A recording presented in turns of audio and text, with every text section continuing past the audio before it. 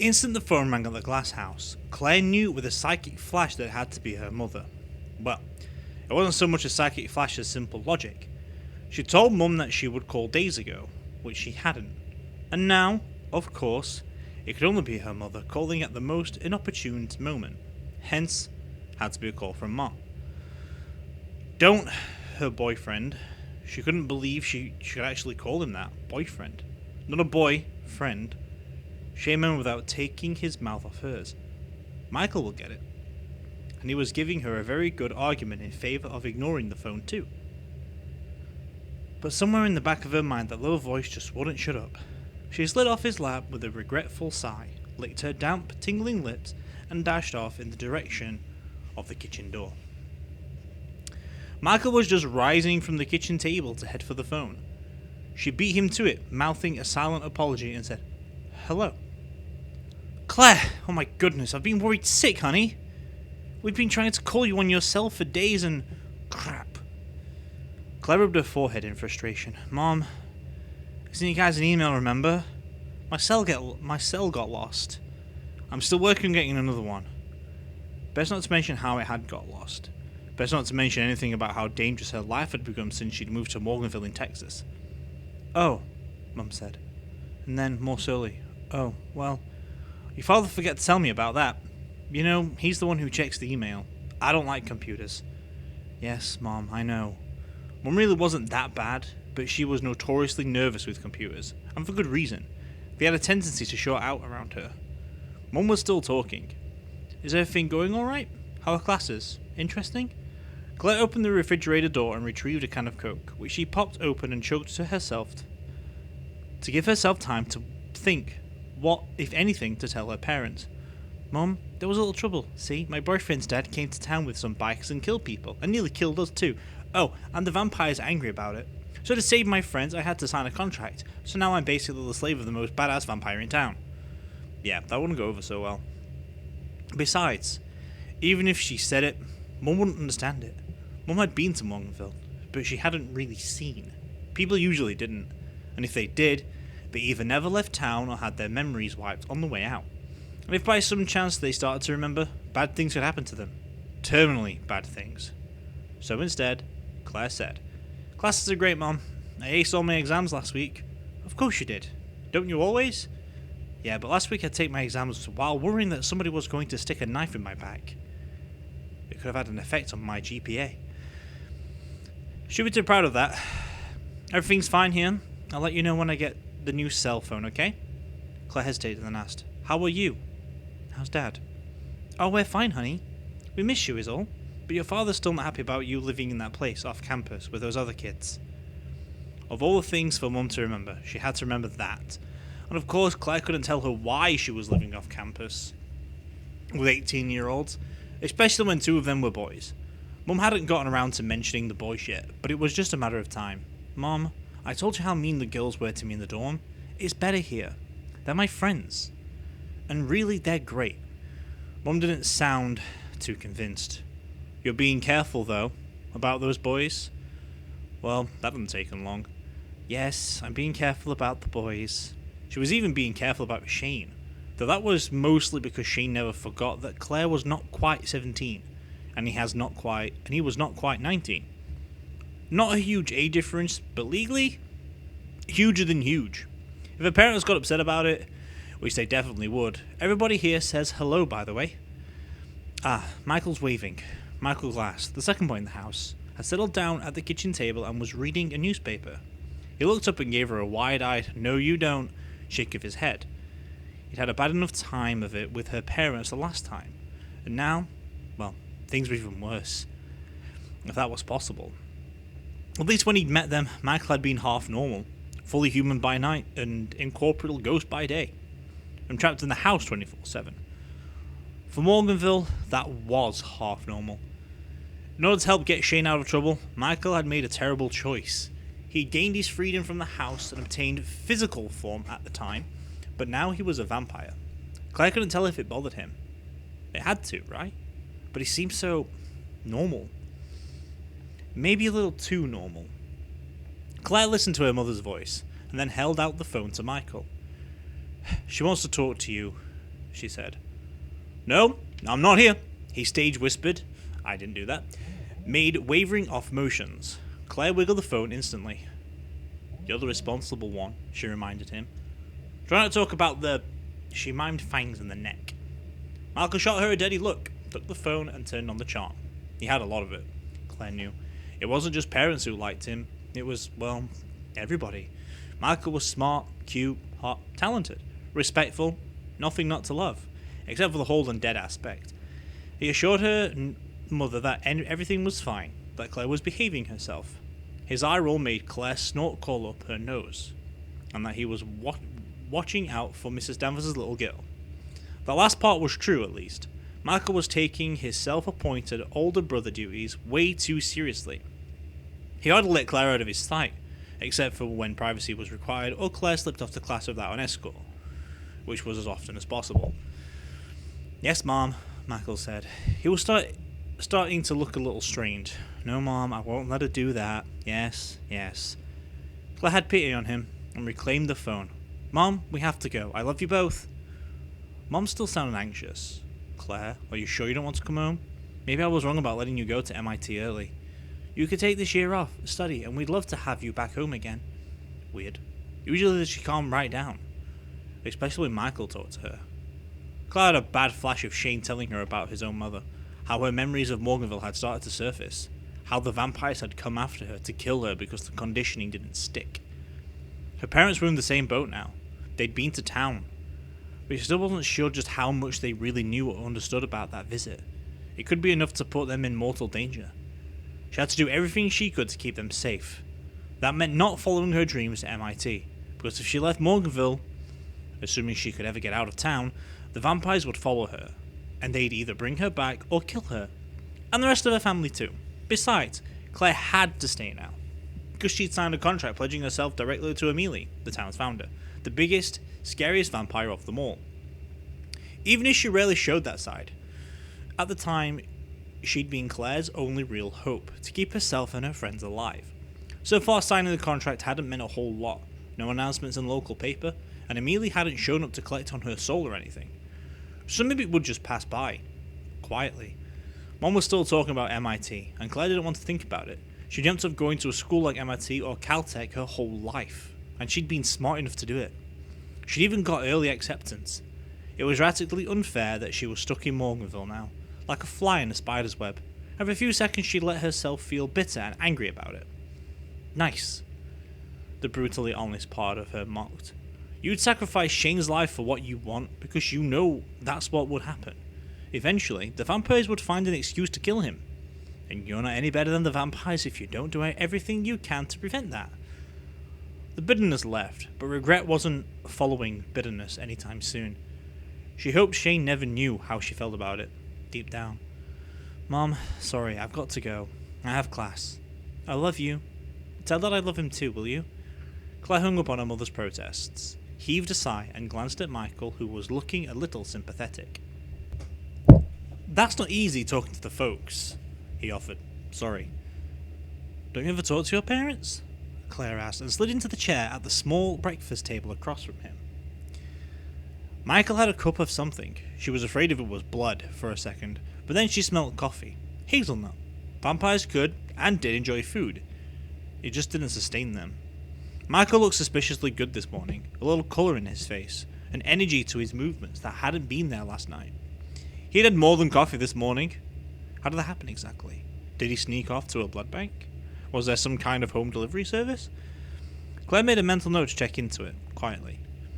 Yeah, I'll come with folks sometimes, Michael said. He folded a newspaper, the local rag, run by vampires, and picked up a smaller, rolled bundle of letter-sized pages, secured by a rubber band. They're Morganville exiles, so they have a lot to forget. It's better if I don't keep in contact too much. It could make trouble. I'm mostly right. The mail and email got read before they sent, you know that, right? And most of the phone calls get monitored, especially long distance. They stripped off the rubber band and unfolded the cheap pages of the second newspaper. Claire read the masthead upside down, the Fang report. The logo was two sticks at right angles, making up a cross. Wild. What's that? This? Malcolm rattled the paper and shrugged. Captain Obvious. What? Captain Obvious. That's his handle. He's been doing these papers every week for about 2 years now. It's an underground thing. Underground in Morganville had a lot of meanings. Claire raised her eyebrows. So, Captain Obvious is a vampire? Not unless he's got a serious self-image problem, Michael said. Captain Obvious hates vampires. If somebody steps out of line, he documents it.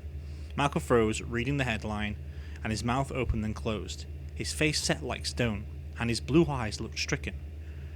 Claire reached over and took the newspaper from his hand, turned it, and read. New bloodsucker in town. Michael Glass, once a rising musical star with too much talent for this twist of town, has fallen to the dark side. Details are sketchy, but Glass, who's been keeping to himself for the past year, has definitely joined the Fang Gang. Nobody knows how or where it happened, and I doubt Glass will be talking, but we should all be worried. Does this mean more vamps, fewer humans? After all, he is the first newly risen undead in generations. Beware, boys and girls. Glass may look like an angel, but he's got a demon inside now. Memorize the face, kibbles. He's the newest addition to the Better Off Dead Club. The Better Off Dead Club? Claire repeated aloud, horrified. He's kidding, right? There was Michael's picture, probably directly out of the Morganville High yearbook, inset as a graphic into a tombstone, with crudely drawn-in fangs. Captain Obvious never comes out and tells anyone to kill, Michael said. He's pretty careful about how he phrases things. Her friend was angry, Claire saw, and scared. He's got our address listed, and all your names too. Though at least he points out none of you are vampires. Still, that's not good. Michael was getting past the shock of seeing himself outed in the paper, and was getting worried. Claire was already there. Well, why don't the vampires do something about him? Stop him. They've tried. They've arrested 3 people in the last 2 years who said they were Captain Obvious. Turned out they didn't know anything. The captain could teach the CIA a thing or two about running a secret operation. So he's not that obvious. I said, I think he means it in the ironic sense. Michael swallowed a quick gulp of coffee. Claire, I don't like this. Not like we didn't have enough trouble without this kind of... Eve slammed in through the kitchen door, which hit the wall with a thunderous boom, startling both of them. She clomped across the kitchen floor and leant on the breakfast table. She wasn't very goth today. Her hair was still matte black, but it was worn back in a simple ponytail, and the plain knit skirt and black pants didn't have a skull anywhere in view. No makeup either. She almost looked normal, which was so wrong. Alright, she said and slapped down a second copy of the Fang report in front of Michael. Please tell me you are a snappy comeback for this. I'll make sure the 3 of you are safe. Oh, so not what I was looking for? Look, I'm not worried about us. We're not the ones photoshopped into tombstones. Eve looked at the picture again. Although, yes. Better there than that hairdo. God, what was your prom photo? Was that your prom photo? Malcolm grabbed the paper back and put it face down on the table. Eve, nothing is going to happen. Captain Obvious just loves to talk. Nobody's going to come after me. Right, a new voice said. It was Shane. He'd come in behind Eve, clearly wanting to watch the fireworks. And now he leant against the wall next to the stove and crossed his arms. By all means, let's keep on shoveling the bull, he said. It's trouble and you know it. Claire waited for him to come over to the table and join the 3 of them, the way things used to be. He didn't. Shane hadn't willingly stayed long in the same room with Michael since the change, and he wouldn't look at him, except in angles and side glances. He'd also taken to wearing one of Eve's silver crosses, although just now it was hidden beneath the neck of the grey t-shirt he was wearing. Claire found her eyes fixing on its just visible outline. Eve ignored Shane. Her big, dark eyes were fixed on Michael. You know they'll be all gunning for you now, right? All the would-be Buffies. Claire had seen Buffy the Vampire Slayer, but she had no idea how Eve even had managed. It was contraband in Morganville, along with every other movie or book featuring vampires, or vampire killing. More to the point, internet downloads were strictly controlled too, though no doubt there was a hot black market on those kinds of things that Eve had tapped into. Like you? Michael said. He still hadn't forgotten the arsenal of sticks and crosses that Eve kept hidden in her room. In the old days that had seemed like good sense living in Morganville, now it seemed like a recipe for domestic violence. Eve looked stricken. I'd never, I know. He took her hand gently in his. I know. She softened, but then she shook it off and went back to frowning at him. Look, this is dangerous. They know you're an easier target than those other guys, and they're going to hate you even more, because you're one of us, our age. Maybe, Michael said. Eve, come on, sit. Sit down. She did, but it was more like a collapse, and she didn't stop jittering her heel up and down in agitation, or drumming her black painted fingernails on the table. "This is bad," she said. "You know that, right? 9.5 on the 10-point scale of make me yak." "Compared to what?" Shane asked. "We're already living with the enemy. What does that score? Not to mention you probably get extra points for banging him." Michael stood up so fast his chair tipped and hit the floor with a clatter. Shane straightened, ready for trouble. Fists clenched. "Shut up, Shane," Michael said, deathly quiet. "I mean it." Shane stared past him at Eve. "He's going to bite you. He can't help it. And once he starts, he won't stop. He'll kill you. But you know that, right? What is that, some freak-ass goth idea of romantic suicide?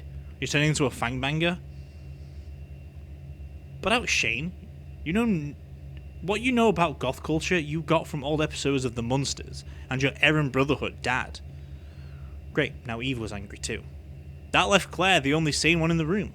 Michael made an effort to dial it back. "Come on, Shane, leave her alone. You're the one hurting her, not me." Shane's gaze snapped to Michael and focused hard. "I don't hurt girls. You say I do, and you'd better back it up, asshole." Shane pushed away from the wall because Michael was taking steps in his direction. Claire watched, wide-eyed and frozen. Eve got between them, hands outstretched to hold both of them back. "Come on, guys, you don't want to do this." "Kinda do," Shane said coolly. "Fine, either hit each other or get a room." She snapped and stepped out of the middle. "Just don't pretend it's all about protecting the itty little girl, because it isn't. It's about the two of you.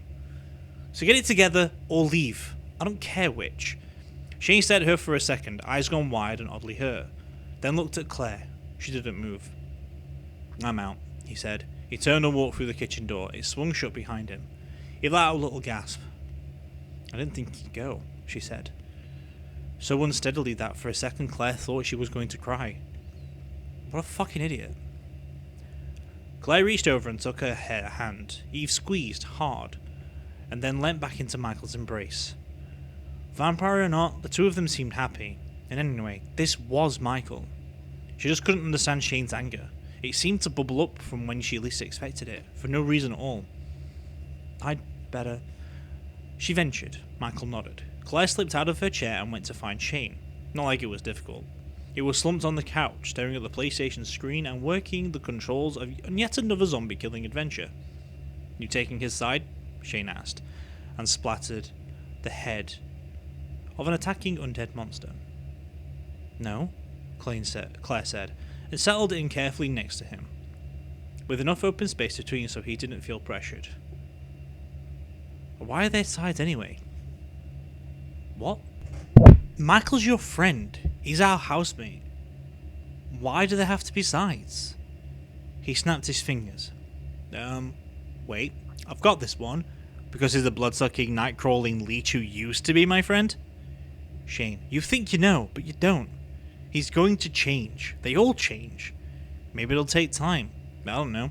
Right now, he thinks he's just human plus. But that's not what he is. He's human minus. And you better not forget it." She stared at him, a little bit stunned and a whole lot saddened. "Eve's right. That sounds like your father talking." Shane flinched, paused the game, and threw the controller down. "Low, Claire." He wasn't exactly his dad's biggest fan at the best of times. He couldn't be, with the number of cruel things his dad had done to him.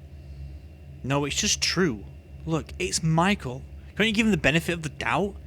He hasn't hurt anybody, has he? And you have to admit, having a vampire on our side, really on our side, couldn't hurt. Not in Morganville." He just glared at the screen, jaw set. Claire was trying to think of another way to get through to him, but she was derailed by the ringing of the doorbell. Shane didn't move. "I'll get it," she sighed. I went down the hall to open the front door. It was safe enough, mid-morning, sunny, and relatively mild. Summer was finally starting to slide towards fall, now that it had burnt all the green out of the Texas landscape. Claire squinted against the brilliance. For a second, she thought there was something deeply wrong with her eyes. Because her arch-enemy, Queen Bitch Monica Morell, flanked by her ever-present harpies, Gina and Jennifer, was standing on the doorstep. It was like seeing Barbie and her friends. blown up life-size and dressed like old Navy mannequins, tanned, toned, and perfect, from lip gloss to toenail polish. Monica had on a forced, pleasant expression. Gina and Jennifer were trying, but they looked like they were smelling something rotten. "Hi," Monica said brightly. "Got plans today, Claire? I was thinking we could hang." "That's it," Claire thought. "I'm dreaming. Only this is a nightmare, right? Monica pretending to be my friend? Definitely a nightmare." What do you want?" Claire asked, because her relationship with Monica, Gina, and Jennifer had started with being pushed down the stairs at the dorm and had improved since. She was a crawling bug to the cool girls, at best, or a tool. Was this about Michael? Because his status had changed from hermit musician to hottie vampire in one night, and Monica was definitely a fangbanger, right? You want to talk to Michael? Monica gave her an odd look. Why would I want to do that? Can you go shopping in broad daylight? No. She had no idea what else to say to that. "I thought a little retail therapy, and then we all go study," Monica said. "We're going to check out that new place. Not Common Grounds. Common Grounds is so last century. Like, I want to be under Oliver's thumb all the time. Now that he's taken over as protector for our family, he's been all hands-on. Wanting to see my grades. Sucks, right? Come on, save my life. I really need help with economics. And these two are boneheads." Monica dismissed her two closest friends with an offhand wave. "Seriously, come with, please? I could really use your brain power, and I think we should get to know each other a little bit better, don't you? Seeing as how things have changed." Claire opened her mouth, then closed it without saying anything. The last two times she'd gone anywhere with Monica, she'd been flat on her back on the floor of a van, getting beaten and terrorized. She managed to stammer. "I know this is going to sound rude, but what the hell are you doing?" Monica sighed and looked. How weird was this? Contrite. "I know what you're thinking. Yes, I was a bitch to you, and I hurt you, and I'm sorry." Gina and Jennifer, her constant Greek chorus, nodded and repeated sorry in whispers. "War under the bridge, alright? All is forgiven?" Claire was, if anything, even more mystified. "Why are you doing this?" Monica pursed her glossy lips, leant forward, and dropped her voice in a low, confidential tone. "Well, alright, yeah, it's not like I had a head injury or something and woke up thinking you were cool. But you're different now. I can help. I can introduce you around to all the people you really need to know." "You're kidding." "I'm different how?" Monica leant even closer. "You're signed. So this wasn't about Michael. Claire had just become popular because she'd become Amelia's property. And that was terrifying." "Oh," she managed, and then more slowly. "Oh. Trust me," Monica said. "You need somebody in the know. Somebody to show you the ropes." If the only other person left on the planet was Jack the Ripper, Claire would have trusted him first. "Sorry," she said. "I have plans, but thank you. Maybe some other time." Shut the door on Monica's surprised face, then locked it. She jumped when she turned to find Shane standing right behind her, staring at her as though he'd never seen her before. "Thank you?" he mimicked. "You're thanking that bitch? For what, Claire? For beating you? For trying to kill you? For killing my sister? Christ! First Michael, then you. I don't know any of you anymore." In true Shane fashion, he just took off. She listened to the heavy tread of his footsteps across the living room and then go up the stairs. Heard the familiar slam of the door. "Hey!" shouted after him. "I was just being polite."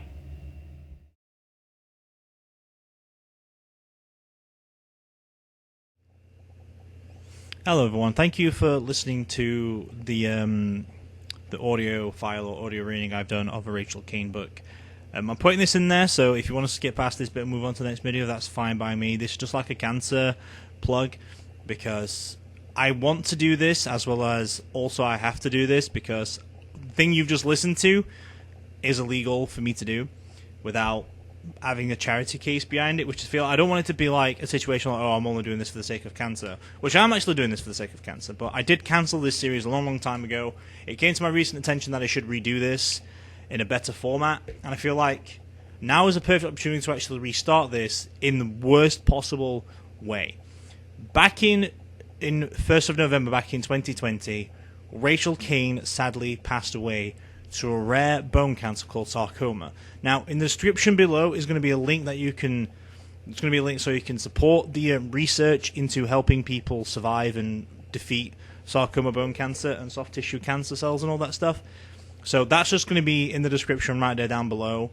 It is in pounds for those American ones, but obviously PayPal and all the research still goes to the same thing, because once it's been cured, once they found a cure for it or found an easier solution for it and stuff like that, it does get sent around all around the world, because everyone works on the same thing all over the world. It's just that this charity is based in UK. I live in the UK, so it still goes to the same goal to beat sarcoma for a long time, and I feel like this is the best opportunity to work with it for any Rachel Kane books that we do during the Morganville series or any future series that we do. Obviously, this is even going to be in the future series if we do them. So any book that we do by Rachel Kane is going to have this at the end, just to plug a little bit of a cancer support for people with sarcoma, because it is a rare cancer, and there is not a very good survival rate. So just putting that in there to help people or to support the issues that are out there, because I'm not going to get any money from these videos at all, even in like the present when I'm not getting any money of this recording, or in the future, if possibly I do. But this is not what I'm about. This is all about for what Rachel Kane succumbed to in the end. So hopefully that as a team together we can beat sarcoma and end one of the cancers that are killing people, because no one likes that. But anyway, have a good day.